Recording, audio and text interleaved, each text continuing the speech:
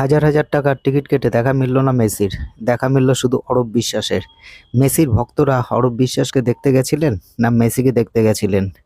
এই সেলফি হ্যাংলামির জন্য দায়ী কে? কমেন্টে অবশ্যই জানাবেন। নমস্কার, আপনারা দেখছেন জে নিউজ বাংলা। সকলকে প্রণাম ও ভালোবাসা দিয়ে শুরু করছি আজকের প্রতিবেদন।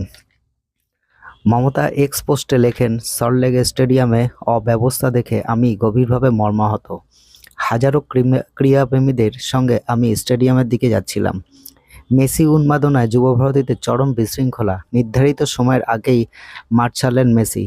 দর্শক আসন থেকে ছোড়া হলো জলের বোতল। প্রিয় তারকাকে ভালোভাবে দেখতে না পেয়ে ক্ষোভের বিস্ফোরণ। টিকিট কেটেও ভালোভাবে দেখতে না পাওয়ার অভিযোগ। এই ঘটনায় মেসির কাছে ক্ষমা চাইলেন মুখ্যমন্ত্রী। মমতা এক্স পোস্টে লেখেন, সল্টলেক স্টেডিয়ামে অব্যবস্থা দেখে আমি গভীরভাবে মর্মাহত।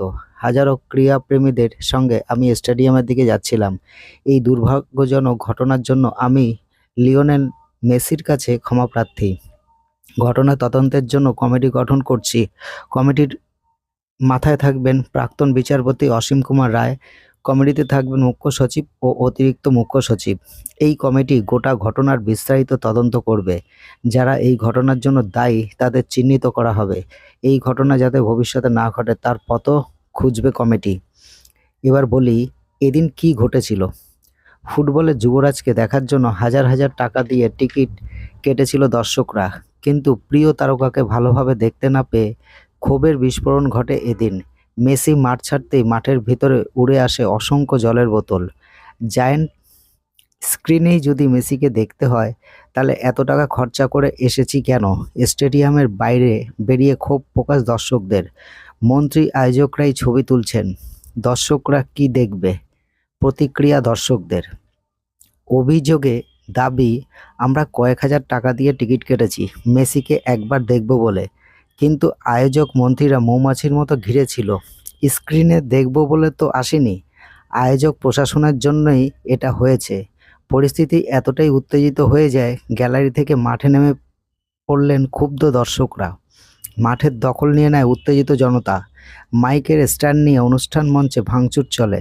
মেসির জন্য নির্দিষ্ট সামিয়ানা উপড়ে ফেলল উত্তেজিত জনতা।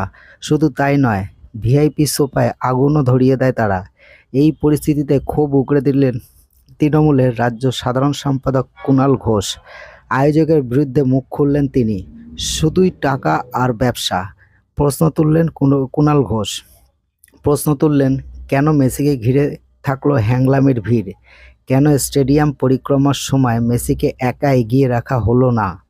কেন গ্যালারির দর্শকদের বঞ্চিত করা হলো? কলকাতার জন্য এই ঘটনা লজ্জাজনক বলে মন্তব্য করেছেন কুণাল। অভিযোগ সবার একটাই ছিল, মন্ত্রী কর্তাদের ঘেরাটোপে দেখা মিলল না মেসির। এরপরেই গ্রেপ্তার করা হলো মেসিকে ভারতে নিয়ে আসা উদ্যোগপতি শতদ্রু দত্তকে। শনিবার বিমানবন্দর থেকে গ্রেপ্তার করা হয়েছে তাকে। পাশাপাশি এই ঘটনার পর আগত দর্শকদের যাতে টিকিটের টাকা ফেরত দেওয়া যায় সেই নিয়েও উদ্যোক্তা সংস্থাকে পরামর্শ দিয়েছে পুলিশ। তো এই ছিল আজকের প্রতিবেদন। দেখা হবে নেক্সট ভিডিওতে। ধন্যবাদ।